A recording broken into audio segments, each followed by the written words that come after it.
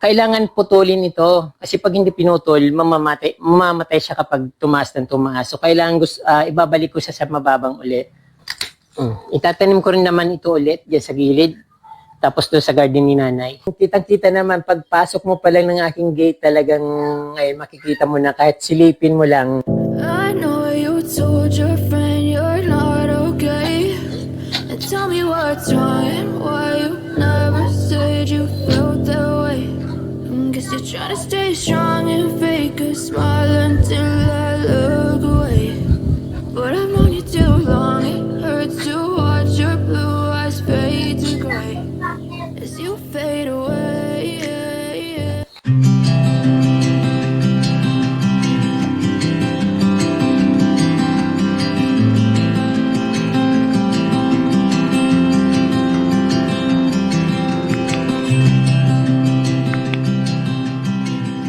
Hello po mga ka-From D, welcome back sa Certified From D channel and magandang araw sa inyong lahat. Siyempre, excited akong tapusin yung aking ginagawa dito sa aking front yard kasi talagang konting-kunti na lang matatapos na. Kaya ayun, determinado akong tapusin na siya kasi napapagod na rin ako. Gusto kong magpahinga. Then, ayan, maganda na siya. Kung yung unang pinakita ko sa part 1, siyempre, ginagawa ko at siyempre, mahabang video. Kaya, ginutay-gutay ko na lang yung pag-vlog ko. Kasi kung talagang itutuloy-tuloy ko yung video, abutin ng 2 araw. Kasi 4 days kong ginawa yon. Then ayun, siyempre, talagang maganda na siya. But, wag na natin hanapin yung mga modern landscape kasi dito sa bakuran ko ay wala naman akong mga grass. Para makagawa kang mga modern landscape ay dapat may konting grass, tapos dapat may wall ka para magawa mong gusto mo. Dapat meron kang mga magagandang halaman na naka-ready, meron kang mga soil na naka-ready, mga gardening soil, tapos yung basta lahat ng materials dapat meron ka kung gagawa ka ng modern landscape. Kaya dito lang tayo sa rustic and basic landscaping. Siyempre mga ka-From D, bago po tayo pumunta doon sa gardening at mag-landscape ng basic and rustic landscaping, ini-invite ko muna kayo na mag-subscribe at pindutin po yung notification bell para updated po kayo sa aking mga bagong post na videos.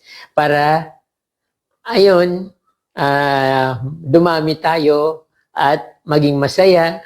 Ayun po. Libre naman po yun. Tara, let's go. Mag-gardening na po tayo. Ayan po mga ka-From D, na tanggal ko na yung dito, peace lily, at naayos ko na yung soil. Parang tinambakan ko ng soil dyan sa yung pinanggalingan ng peace lily. Kasi siya, pa-slide na malalim.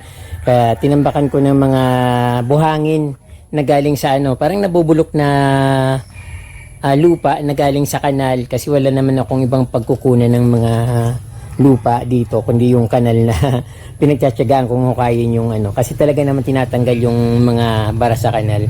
So ayan, at least nakatulong ako paglinis ng kanal. So ayan, dahil natambakan ko na ng lupa dyan, so tapos tinaniman ko na rin ng pokin. So hindi masyadong magandang tingnan na plain lang. Kaya yung mga dwarf na Sansevieria, itatanim ko dyan para at least mayroon yung mayroon laman yung lupa dyan, at para pag umulan, hindi siya nakakaladkad ng tubig or mag-erode siya dun pababa. Kaya yan, lalagyan ko siya ng Sansevieria. Yung mga dwarf, kasi dumami yung dwarf ko na Sansevieria, ayan as with matching Prince of Orange na very colorful, napakaganda. So hindi pa ako tapos ka-From D kasi marami pa akong ayusin dito, pero yun na lang naman ang gagawin ko. Parang tatakpan ko na lang yung mga nakikitang mga kanal-kanal dyan sa mga white stones. Tapos ayan, ayusin ko dito.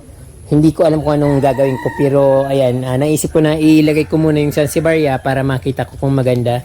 At syempre ito puputulin ko na rin itong puputulan ko itong mga Alam ko ito parang tea plant din ito na dark. Ayan, tea plant. Kasi ito syempre, puputulin ko rin ito. Yung parang ititira ko yung pinakapuno para magsanga pa rin, para at least mayroong kulay dito sa bandang passage. So, ayan po.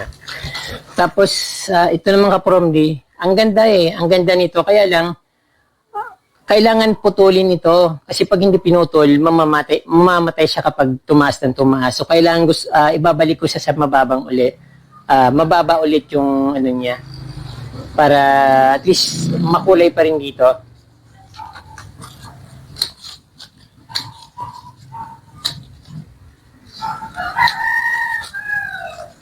Dapat tinitirahan yung dahon, ititira yung sa may bukong-bukong kasi doon siya nagsasanga.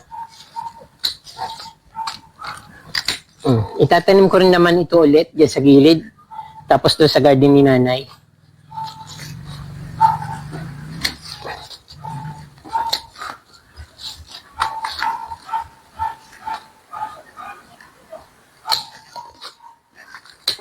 Ang dami kong tinanggal.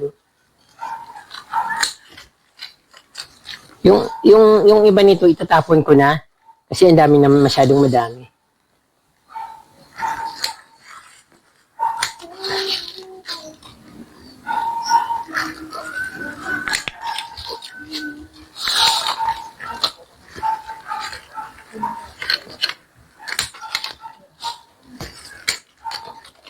Tapos yung natitira dito yung golden miagos, ko siya, imamarkot kasi hindi siya nabubuhay kapag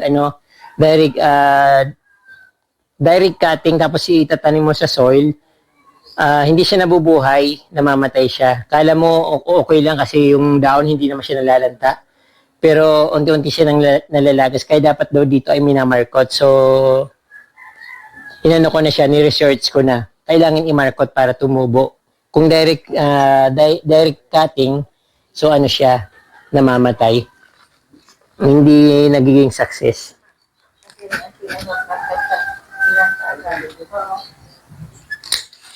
So, ayun.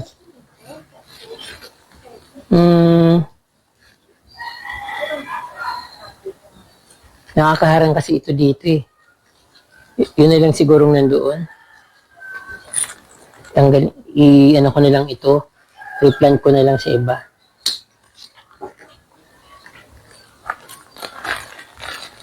Oh, halos wala rin naman ugat. So, umaasa lang siya dito sa kabila, sa pinakapuno. Ayun.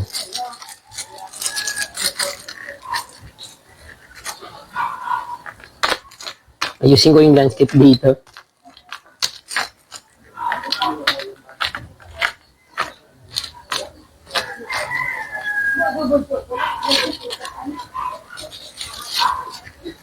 Ayun. Tapos yung problema ko, ka-promdi, na lang, using ko na lang yung pagkakamada ng mga white stones. Tapos yung itanim ko na kagad para hindi siya malanta. Ayan na po mga ka-promdi, very excited po akong ipakita po sa inyo ang aking mini obra dito sa aking front yard. So ayan nga, napakakusi at kitang-kita naman, pagpasok mo pa lang ng aking gate talagang ngayon makikita mo na kahit silipin mo lang, makikita mo na yung aking front yard dito na napakaganda. So actually, hindi pa siya masyadong tapos ka-promdi. Excited lang kasi akong ipakita sa inyo kung ano yung ginagawa ko dito. Siyempre, hindi pa masyadong pantay-pantay kapag nakikita ko dito, nandito ako sa may gate, nakikita ko na hindi pa siya masyadong pantay dito sa middle, yan, dito sa na yan. Kasi kinulang ako ng mga white stone, so hindi ko siya extend ng konti. Tapos syempre alisin ko yung ditong pinya. Ililipat ko siya ng ibang lugar kasi itong pinya, yung dahon niya ay lumalaki. Ayan, itong pinya na ito ay galing yan dito. Kasi namunga siya, yung pinakabungan niya, ito na yung branch dun sa dulo ng bunga. So, kaya ang dalawa ng pinya ko. So, bali mayroon na siyang branch dito na isa, kaya yun, ang dalawa na. So, kailangan mayroon siyang buwelo para mamunga siya nung kasi yung bunga niya, kinain ko nga parang hindi matamis kasi parang kinuha ko kaagad na hindi pa naman siya hinog. Kasi yung ano niya, yung kulay niya, hinog na. Pero nung kinuha ko, hindi pa pala. So, ayan yung aking Persian shell, very stoning ang ano niya, ang dating niya dito. Litaw na litaw yung kulay niya, pati yung mga croutons, tapos yung mga bromeliads na binili ko na kulay pula, kulay green na, ang mga ano yan, no? Mga tinuka ng manok, lasog-lasog yung mga dahon, tapos bali-bali. Ito na nga ka-from di, tapos na ako ditong gawin yung ano, napakahaba kong passage dito sa aking front yard. Then, ayun, maaliwalas na yung dating dito kasi tinanggal ko yung pisilili. Marami naman akong pisilili ka-from di nasa paso, pero yun pinapasok ko sa loob. Tapos yung mga bulb, itinabi ko. Yung tinanim kong pisilili dyan ay isang piraso lang yun. Dumami ng dumami. So, ayun, napuno nga dito. Tapos, ang dami-dami niyang puno. So, ayan yung mga croutons ko dito. Hinilira ko dyan para mas maging maaliwalas. Tingnan, matakpan yung ano dyan. Matakpan yung hindi magandang tingnan. Tapos, syempre, ayan, colorful yung aking ano dito, front yard. Yung ano ko dito, hindi ko na binunot. Yung ano yata, ito, parang tea plant negro, parang something ganon. Kasi sayang eh. Isang piraso lang yan dito sa akin. Tapos marami akong rare na tea plant, kaya lang parang natunaw, parang ano yata, parang yung iba dumami ng dumami, pinutol ko, tapos ayan, nawala na lahat. So, ayan, marami akong pisilili ka-from di, meron din akong ano dito, Kalya lili ba tawag dito, yung malalaking pisilili.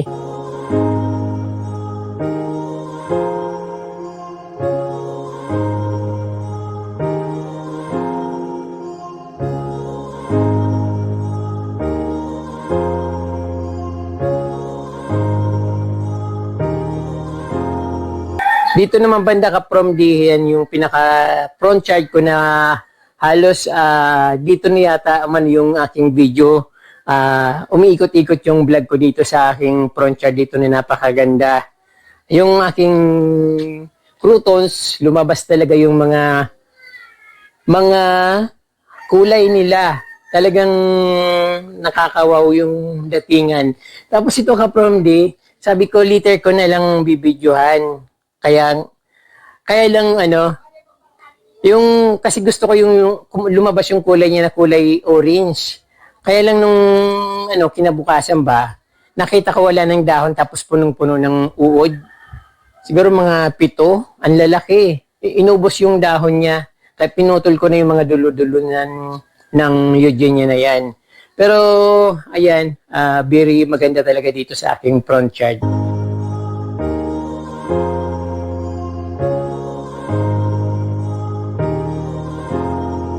So, ayan, napakaganda, di ba ka-from di? So, what more, kung kayong nandito sa aking napakagandang front yard, napakagandang garden, so siguro proud na proud kayo.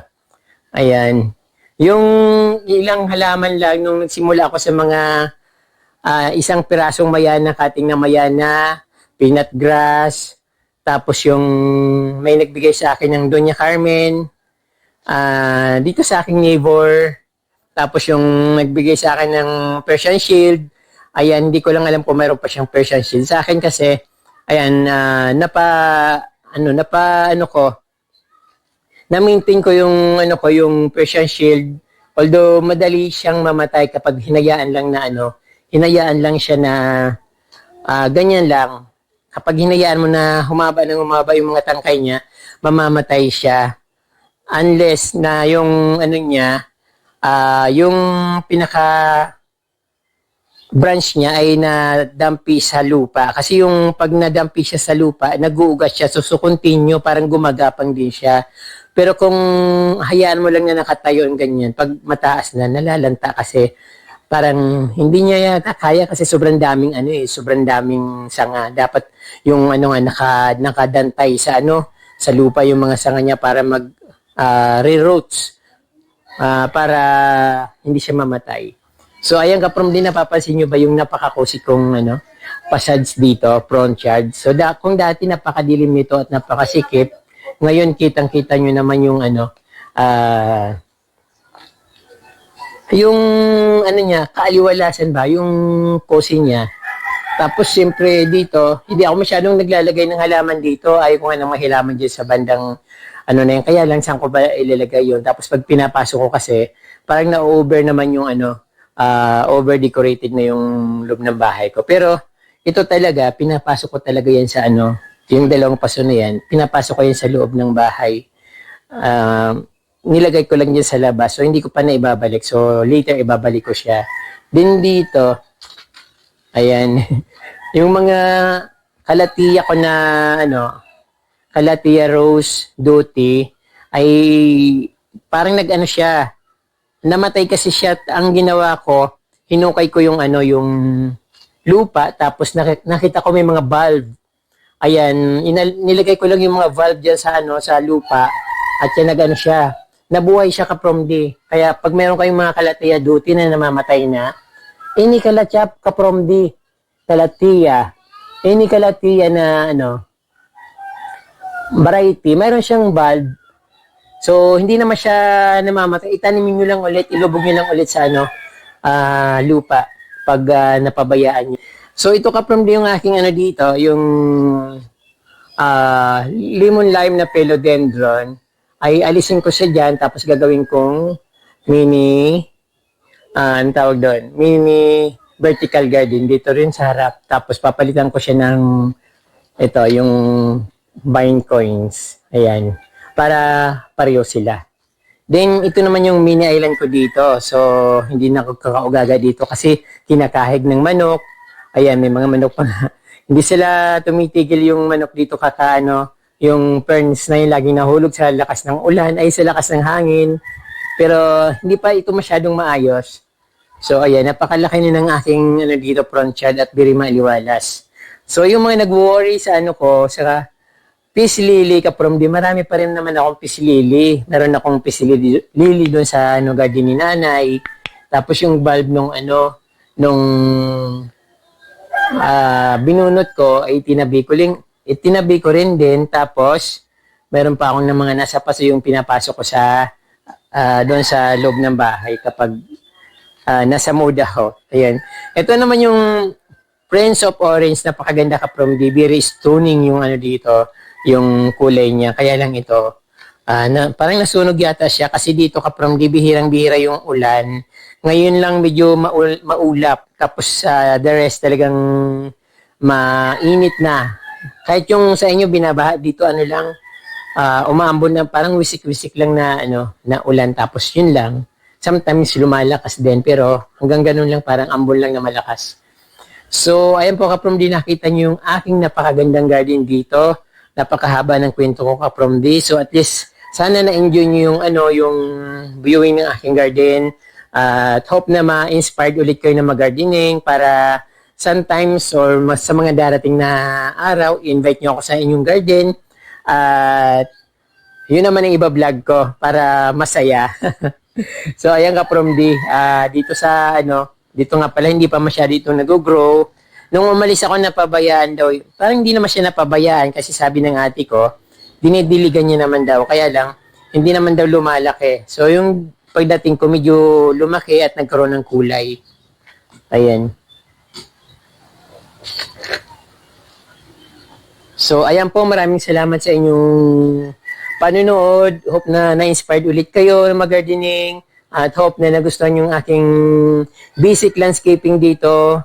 So, hindi na natin gawing modern landscape kasi wala naman tayong mga materials at hindi naman ganun kaganda yung aking bakuran dito. Hindi pantay-pantay. So, kailangan meron tayong grass kapag nag-landscaping tayo. Pero pwede naman itong yung kortihan. Pero mas gusto ko yung basic lang na ganyan. Hindi naman siya pangitingnan. So, maganda naman yung pagkakamada ng mga bato ko. So, yung mga bato talaga nagdala ka-promdi. Yung mga pagka-arrange ng halaman, okay lang yan. Parang basic nga lang ka-promdi, di ba? So, yun lang yung landscaping ko sa mga white stones. So, ayan po, nagdala ng aking napakagandang garden dito. At siyempre, amis ka dito sa aking napakagandang mga, ayan, bulaklak ng, anong tawag dito? Alamanda plants or yellow bell. So, parang bridal bouquet na rin, di ba? Kahit na hindi siya yung bridal bouquet na halaman, pero parang gano'n na rin, parang design na rin siya. So, ayan. Maraming salamat ka from sa inyong panonood at huwag niyong kalimutan mag-subscribe at pindutin po yung notification bell para updated po kayo sa aking mga bagong post na videos. Maraming salamat and muchas gracias. Mabalos po.